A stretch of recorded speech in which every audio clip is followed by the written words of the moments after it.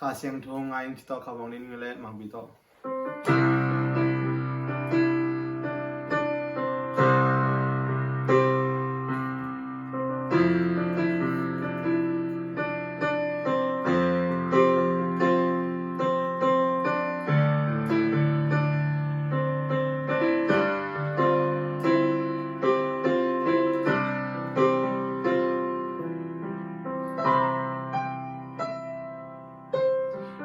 Ibang na maya kong doan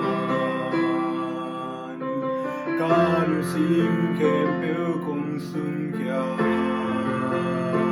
nang kong luguli nang bekong aki ihong hobi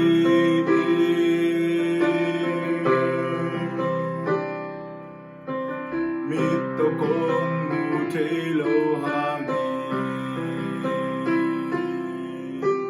no mabidin kin katehi kung nusyang ilo kung cintang ilo topa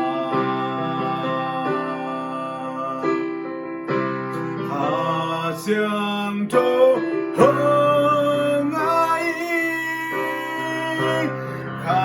SIANGTHO NGAI na makumpere nung lonjang wampere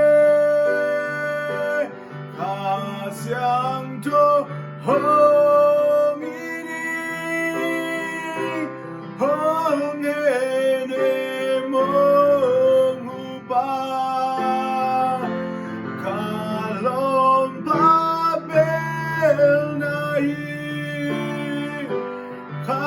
SIANGTHO NGAI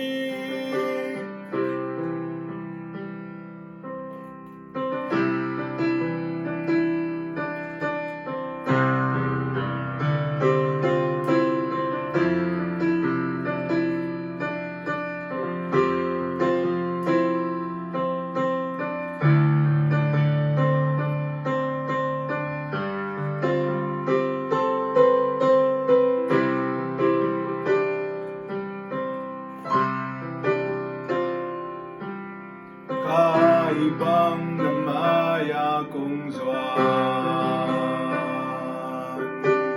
kalusim kepeo kong sunkya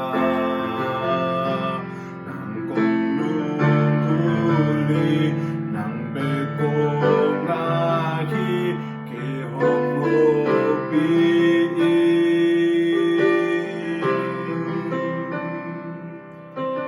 mito kong Telo hangin no mabidin kin katehi kung nusyang ilo kung cintang ilo topa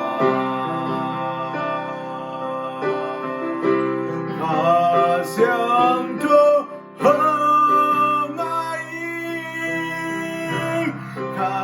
SIANGTHO NGAI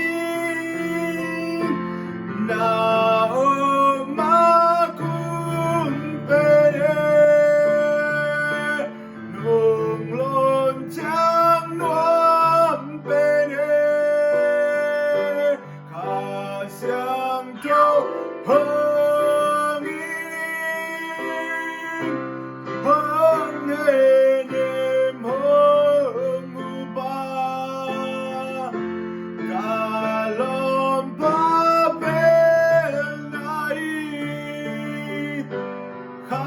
SIANGTHO